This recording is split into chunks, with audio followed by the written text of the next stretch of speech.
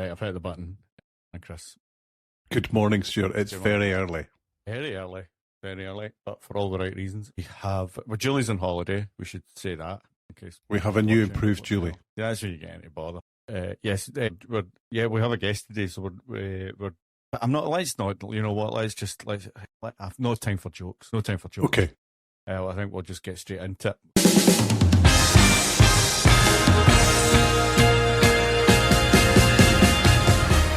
Welcome to the Good Brand Podcast. Good is a brand consultancy based in the United Kingdom. We work for people all over the world because we're crazy. And I am joined as ever by Mr. Chris Lumsden. Faithfully. Good morning. Hello. Good, fair play to you. And also our guest today, Ms. Teri Nicklin. Hi. Hello. Hi. And so we're joined today by Teri, and Teri, well, you introduce yourself, because that's probably easier than me mucking it up. Let me take that one from you, Stewart. Thank Sure. you. I lead the brand team for a global, super specialized software company. And probably like most B2B companies out there, you'll have never heard of us. But what we do is really cool. Again, like most B2B companies, right? So we've got this amazing software. It's used by geoscientists and engineers to really understand what's under the ground. And, it shapes almost everything that we do every day, and you don't even know. And this is one of the things that blew my mind when I started in this job. And, energy that powers our homes, infrastructure, in the cities you live in. Think about your iPhone, the lithium battery in your iPhone. All of that stuff comes from under the ground. And that's what our software helps people understand and map. So it's pretty cool stuff, right? Well, I'm a bit biased. No, pretty it cool. is. I had a little look on, and I was there just to do a 5-minute bit of research. I was there for 45 minutes going, ooh. Nice. Interesting. And Teri, so it's in our sweet spot. You're right in our sweet spot in terms of B2B tech, that kind of thing. What's your title? Go on, because you gave it off earlier. I love it. I love it. Go for it. Good title. Senior Manager of Global Brand Development. I mean, you need a long business card for that. Boom. That's why we don't have business cards anymore. No. Yeah, indeed. I have one. Yeah, it's huge. And we Great. worked with you years ago. Oh, So the years reason ago. we know Teri is you were working for Scottish Power, and then we met you doing Whiteley Wind Farm. That's when we met you, and then you were there for forever. Really, it felt like. And then you moved, and you're currently in New Zealand. I am, yeah. Which is why we're up early and you're up late. Correct. So we're getting this in both. You finish work, we'll just go out of bed. So this is going to be great. This is going to what could possibly go wrong. Yeah. But then the reason I reached out to you was you've been prolific on Satan's own platform, because I load that. I know how you feel about it, Stuart. I know. Satan hangs out, and I'm one of the minions of hell that join in every day to feed Satan, to feed Beelzebub his LinkedIn juice, just to make the devil. Well, we're all guilty. It's a sad thing. But you've been prolific, and you kind of posted quite a long post, which I think again is normally you're quite one of the Saints ones, which is like one paragraph. But you kind of put this whole thing about B2B being basically the B2B's missing a trick. Can you just explain the article a little bit better for our listeners? Yeah, like a $1 trillion trick is probably how I would describe it. It's a post that's kind of probably been a long time in the making, if I'm honest. And you work in businesses that get brand, you work in businesses that don't, and it's more common for businesses to really not understand the value that brand adds. And the one thing that you've always got as a marketer as a superpower, right, is data. And you can bring data to the table because data really makes the impact of the work real. But man, is it hard to find data on what's going on in B2B, right? Really, you guys know, right? Like really, really hard. And you look at B2C and the work that Interbrand does, it's decades worth of data in B2C, right? And it just hasn't been available in B2B. And then I was reading that brand finance report, and I just could not put it, it's such a geek, could not put it down, because, it was for the first time for me, I was really seeing hard quantified data on the value that B2B brands are leaving behind. And if I get my stats right, 18% of the value of a B2C business comes from brand. 13% of the value of a B2B business comes from brand. And that 5 percentage point difference, right? It doesn't sound like much, But the clever people at Brand Finance have done the maths, and it's $1 trillion gap. Right? Can you even visualize $1 trillion? Like, I can't. Like, it's monumental. And you see data like that and you go, I knew it. So selfishly, I was like, I knew I was right. I knew there was data that backed this up. And so that's where it came from. So that triggered your kind of rant from that point on. Absolutely. Yep, that was it. That was all I needed. Because it's just, I've worked in organizations and I've been on a board, and I've been in those discussions with C-suite, and I know what happens when you try and explain the power of brand and the commercial outcomes it can deliver. When you're a part of those conversations, it just comes down to we'll prove it, right? And you can't go, give me some money to invest in a brand campaign over the next 5 years. They're like, no, prove it now. Yeah, and listen, this is it's actually quite reassuring hearing that, because for us, you're on the dark side, client side. And we sit here and rail about this stuff all the time and talk about how we can make brand more appealing and demonstrate that there's a return. But it's difficult. It's difficult to do. And it's all that kind of, we'll prove it now. So it's, in a way it's not surprising, but, you kind of get that sense that it's difficult it's difficult to get buy-in, and people that aren't minded that way, it's a challenge. Oh, it's really hard. And, like I see it playing out every single day, and I'll be bold and bet, if my experience is anything to go on, like, it doesn't matter the industry, it doesn't matter the geography. I've worked across a whole lot of industries, a whole lot of geographies. We're on opposite sides of the world right now, right? It's the same conversation that plays out. And I've been doing a lot of thinking about it, and I'm commonly in organizations that are kind of big global organizations, or they're listed companies, and there's quarterly targets, and there's shareholder commitments, and there's investors to please, and it might as well just be like death to brand, right? Because these types of environments really favor that sort of short-term focus and investment in longer-term outcomes like brand, and it makes it really hard. Because brand doesn't deliver in quarter.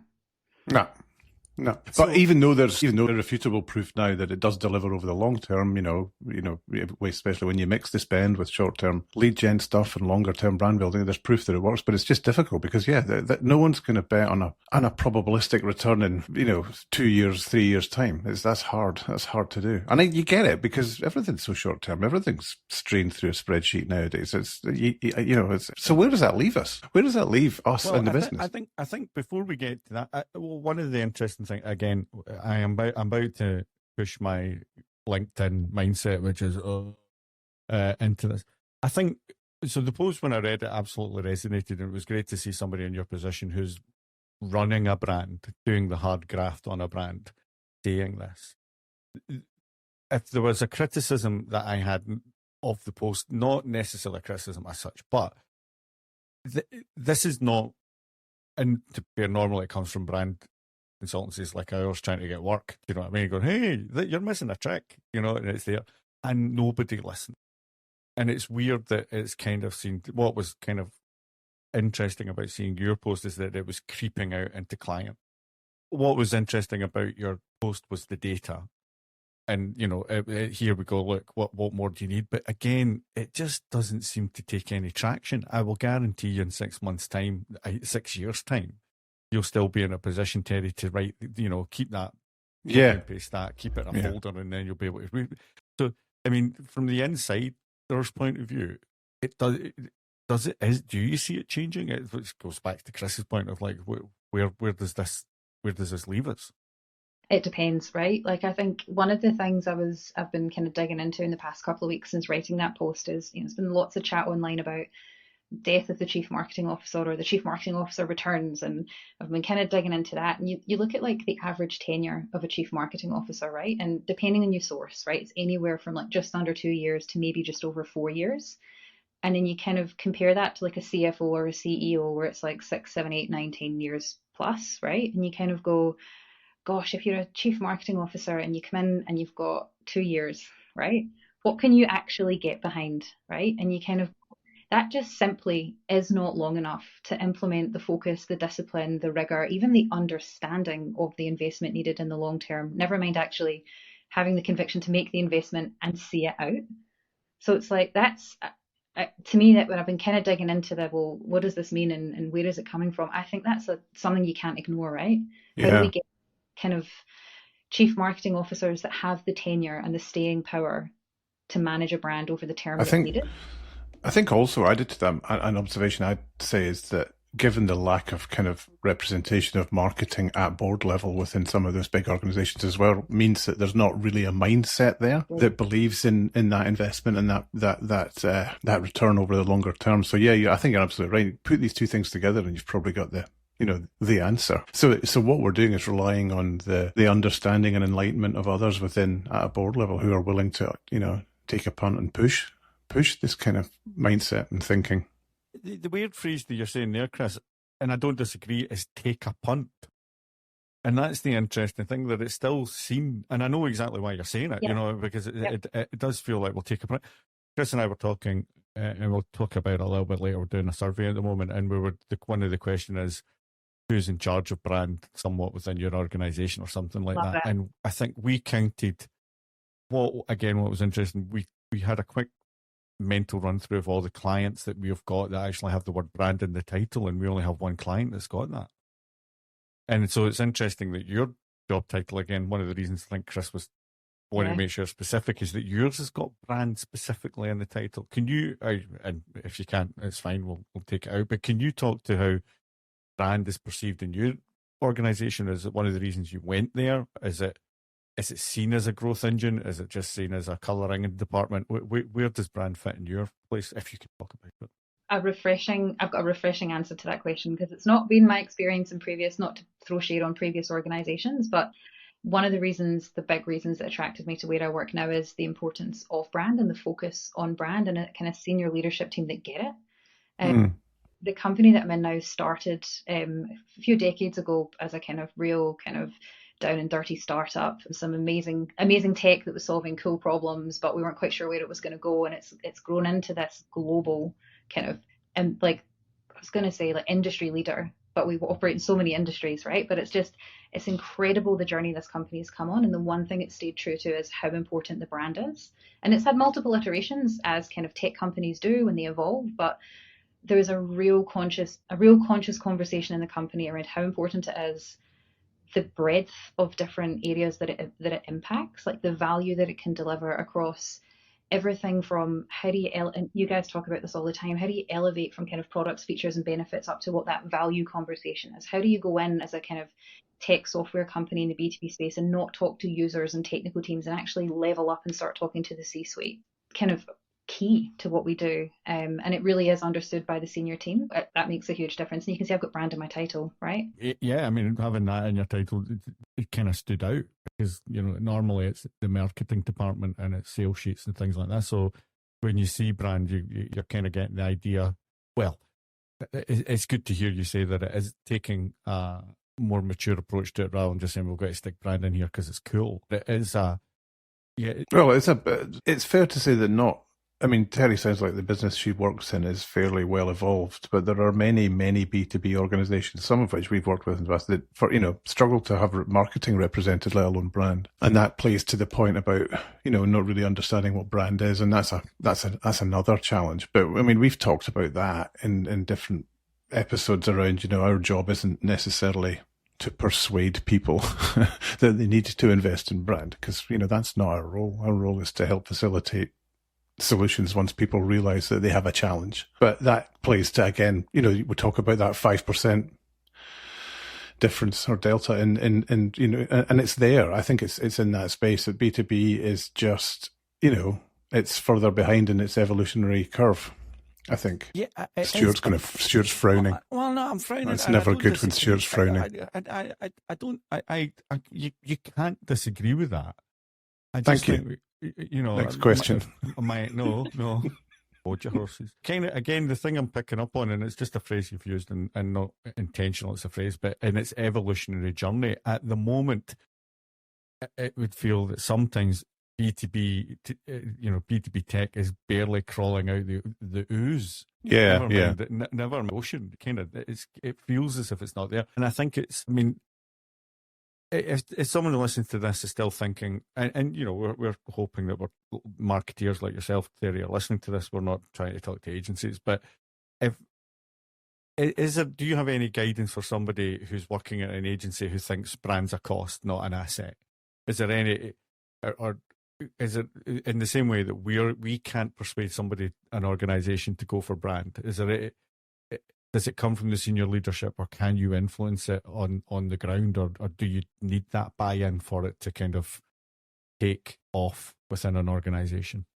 I think you're fighting a losing battle if you don't have that senior team on your side, right? Because let's be honest, that's where all the big decisions are made, right? And things get shut down at that level. So I think the one thing is, I think of a marketing discipline really broadly, like we have not done a great job at kind of being able to pare back the business value and business outcomes to what brand helps with and contributes to. And you think, man, we should nail this. Like our whole job as brand managers is to really position a brand to an audience and articulate the value in a way that's meaningful. And you kind of just go, we're just missing the C-suite as one of our core audiences here. And I think that's probably the biggest lesson for this is how do you match your brand outcomes to commercial outcomes that matter in your organization. And if you can do that, that's when you start to get cut through. Again, our experience of kind of dealing with that, the challenge is if the business is doing well, it's because it's a great product or great salespeople. Yep. If the business is doing badly, then the brand's not pushing it. And what we're trying to do, I was trying to work on some metrics. Chris, right? Every meeting you go into with Chris, right? I mean, he's a good guy, right? But between you and me, what he says is he comes in and he goes, what about the metrics? What about the metrics? The data. Who, me? Oh, data. The metrics. So again, it's quite difficult to kind of take that out because you can see the growth of the business, but it's hard to isolate that brand aspect of it. And what I've tried to do with this one is try to find leading indicators and lagging indicators to kind of go, is this working? Because more things are here, and this has worked because of this thing here. So what we're not trying to do is wait 5 years. What we're trying to do at the moment is building leading indicators to go, look, the trajectory of this is kind of going like that, is going upwards. So if the leading indicators are going up, that means that the lagging indicators 6 months, 9 months, 12 months down the line will also be going up. And trying to find those quick wins, I think, which is isolated outside just the overall profit and loss accounts of the business. Yeah, that's such a cool, like a key point there. That start small and just like, what are those runs on the board that you can get that will help build that internal confidence quickly? Because say to someone, just wait 5 years, you're going to get that, not good enough. But when you can start to demonstrate, and even if it's like the small things matter, but you can start to demonstrate a positive trajectory, you're on the right track. Yeah, I think I think that's true, and we see that with clients as well. This sense of we've got to boil the ocean on day one, and it's like, no, let's start small. Something else that you wrote in the piece about brands being undercapitalized assets and all that kind of stuff. The 95 and 5% thing about only 5% people being in market, and you quote, I think it's someone called Mimi Turner from LinkedIn that talks about the fact that, I don't know if it was her or your words, but in B2B, especially in your space and in many others, it's a long replacement cycle. It's very technical, complex sell. It's high cost. There's a lot of risk. And in that sense, it makes sense. As you say, the brand is much more important because these are not low involvement decisions. They're high stakes decisions. And, brand, if anything that can elevate you in that space and create confidence, it's a very logical, cogent argument so why don't more people get it? I don't know. That is like, it's odd. I was thinking about it, like, brand is one of the few business assets that actually appreciates over time, right? Assuming you get it right? And you kind of go, it's a lever for growth. It gives you resilience when times are tough. It enhances your reputation. It can drive preference. It can reduce sensitivity to pricing. It builds trust. You just keep adding all these things on, and you go, do you know what? It's working to influence purchase decisions before there's a salesperson in the room. It just the value brand can add just continues to compound, and it's just it's still treated like a cost. And when you treat it like a cost, you cut it when you need it most. Yeah. But if you treat it like an asset, it will actually pay you back time and time again. And the more I talk about this, I'm like, why don't people get this? That is an emotional argument, right? I would say there's a couple of reasons why it goes, and Chris and I've talked about this. First of all, people like yourself, Teri, can't help. I don't think you should be there to help shape a brand. And obviously I'm going to say this because I'm in a consultancy and it's what we do. you can't participate and facilitate in that process. So best practice would dictate you need to bring somebody in with objectivity to kind of come in and help guide. You should be absolutely at the heart of the process, but we can ask stupid questions that possibly you can't. I think part of the problem is, and we see this a lot, is that whatever you do, like brand people are treated with skepticism because it's going, right, what's your purpose? Why are people getting out of bed? Why are people getting out of bed going, I don't give a flying fuck. I want green arrows. I want green arrows. And I think what happens is sometimes there's a little bit of just annoying brand pricks. I couldn't agree more, Stuart. I think you're absolutely right. There's I think we do it to ourselves. I think particularly the agency world has done it to itself. It's the preoccupation with the shiny new thing and, being distracted by purpose, and rather than nailing down, as Teri said, all the elements that are, lining them up as cogent, sensible, or obvious arguments about why. And I think one of the issues is some of this stuff has become so abstracted over time that numbers people just don't believe it, and we don't do much to try and course correct that narrative. I think is part of the challenge. For you guys in house, you have to sit, and when you're choosing an agency, you get 6 or 7 agencies because you've got to do your due diligence with procurement. You'll get a number of people in there, and each one of them have a unique and specialised process that ends up in the same output. And you go, you're going, what are you doing? What's your why? I mean, it's not. It's been happening for a long time. There is a process there. We have a process, but by no means is it folk or finely tuned or it's just you sit, you listen, you synthesize, you get everybody on the same page and move forward. I mean, that it's not hard, but it's tricky because people are involved, and it's more emotional than you think it's going to be because people do, Please. And it's always surprising how emotional it is. I do think we do see it a lot with people, and I think it's brand consultants coming in and going, what colour would you like your logo? And I think that's when it's just seen as, and then somebody sees the cost and goes, how much the colour in my logo? Now, I'm broadly generalising. Don't at me, but I think generally there is that sense that I agree with Chris that brand consultancies are not helping B2B businesses, which is exactly what we're set up to do, to try and make sure that we're pushing growth. That's my fucking rant. A little bit about, I like the piece in the, we talk about buyable brands winning. I like, rather than let's move away from ranting about the environment and I've had my bit. Huh? It's out my system.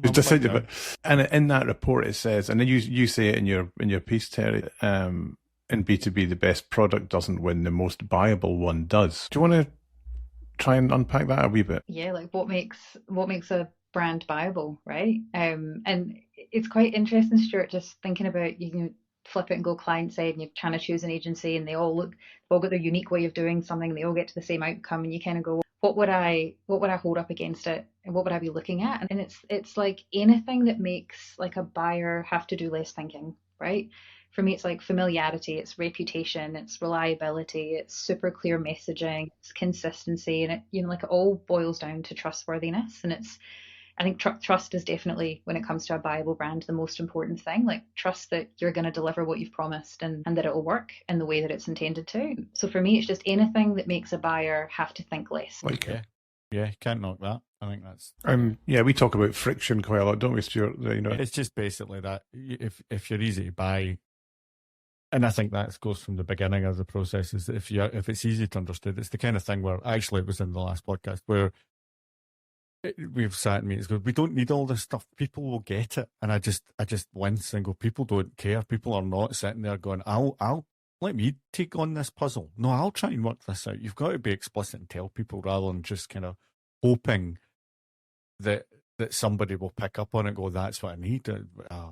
There's a kind of lazy arrogance sometimes around that stuff, isn't there? About and also you talk about in the comms as well, packing those, comms with unnecessary, noise, rather than focusing on a single message and all that kind of stuff, which is, stripping stuff, which is about focus and ultimately the strategy, I suppose. I think brand ultimately is risk management. That's what you're trying to do. You're trying to guide people to the best decision. And you're up against competition, be that not having it at all, not the status quo is your biggest competitor, not the other competitive set, because, we're doing all right just now, if you're trying to change people's minds and that, you've kind of get there. So yeah, I think that. All right. Anything else?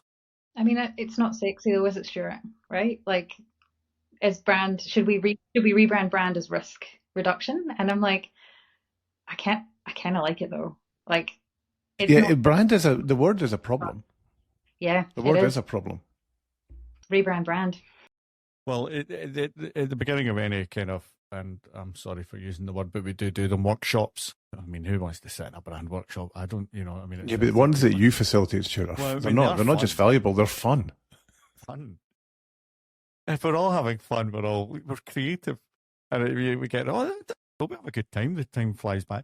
But I think we have a definition section of, right, what are the words that we're going to be using? Because if you go into a group of people, especially when you're dealing with product people, it's a team sport. So you've got to get everybody from product to marketing to HR, sales. You've got to get all these people in a room. And each one of them will be coming in with a certain expectation of what the word brand means. Some of it will just be the logo. So you've kind of got to go, right, you've got branding, brand marketing, and brand. And these are the same words multiplied by there, so it's confusing, and we're doing this today. And I think you've kind of, so I agree. I think the word is a problem, but it's the word that we've got. So this is why we do the podcast, to help explain it a little bit and try to break it down and hopefully help people push up to that C-suite, Teri, to kind of say, right, this is what we mean and this is what we do. And stay there for a bit more than 2 years. Yeah. Well, yeah. How long have you been with your place? Sorry, Chris. 2 years. 2 years. All right. Time for a change. Time for a move, Teri. Absolutely not. This is the thing, right? Like, if you, and anyone who goes onto LinkedIn and finds me after this, you'll see my career history is quite kind of clear. I've spent 2 chunks of time with 2 organizations and 2 long periods of time, and that's completely intentional, because when you're in brand, you need to be in it for the long term to actually, practice what you preach, have the conviction to stick, see your work out, play out over the long term, so you actually know if it is working, and then modify it if it's not. So you'll see that that's exactly what I've done. So I'm a big advocate for that. Like, you've got to be in it for the long haul when it comes to brand. Can I ask? I just want to circle back to the point that we've got this survey out that's like, what, where does brand break down in B2B? And I think back to, and you've painted a very positive picture about brand in your place, Teri, but where would you say because there's friction everywhere. Where's the friction points for brand in your business then? Where would you pick them out? I think almost conversely, the friction point in an organization that gets brand is everyone gets brand and everyone thinks they own it, which they do to a degree, but it's who's got ultimate responsibility, and making sure that everything consistently comes together, because when everyone owns it, it has just the kind of, the risk is it just goes everywhere, right? And you need that kind of central point to pull it back in. Right. So it's not a democracy kind of thing. Everyone can have a view, but decisions get made. I'd say that's probably the hard part as well, because on one level, brand isn't difficult to understand, right? Like, it's not, you don't have to have an engineering degree to get the kind of core principles and what it's there to do. And everyone therefore has an opinion. And yes. The old adage, everyone's a marketer, right? So I think that whole, you need to know when to make a decision, and know that what decisions you are responsible for making, and being okay with communicating that back to people who might feel they've got ownership in the brand. Great point. I think you're absolutely right. This thing about it is, we talk about this, what we're doing isn't difficult. People love to overcomplicate it and over egg it, but it's really simple. And there are some principles that underlie it that are really, really simple. And you're right, it's about helping. It's great that people can be enthusiastic, but it's about knowing, when the decision needs to be made and what that's going to be. That's good. I like that. And just purely out of naked self-interest from our point of view, what is it that you think that agencies should be doing differently in talking to clients or approaching potential clients? Because, you might be inundated. Oh, it's agencies that I have had some great success in working with, and I count you guys as part of this, are ones who really understand the business that you're operating in, and like, not understand it as in we don't expect you to be one of us, but you're curious about it and you seek to understand it and you ask the interesting questions. I think, Stuart, you said, the stupid questions, because often the stupid questions are questions that need to be asked. But when you're in an organization, you're like, oh, I should know this. I can't ask this question. Oh my God. So that kind of curiosity to understand, who are you? What is it you do? Why are you doing it? Why do you do this thing and not that thing? And how does this work? And coming in with that curiosity to understand is where we've had the best impact working with agencies. Yeah, stupid questions as a service. Stupid questions. Love a stupid question. I ask stupid questions all day. I'm here for it. Love it. Good. Oh, this has been very interesting. So this has been great, Teri. Thank you for your time. I know it's the end of your day on a Friday. Happy Friday. I'm sure there's. Yeah, I know it's winter where you are, and even in the UK it's winter, so it's good how we're all. Today's 13 degrees and raining all day. Oh, stop. Summer day. Welcome to summer.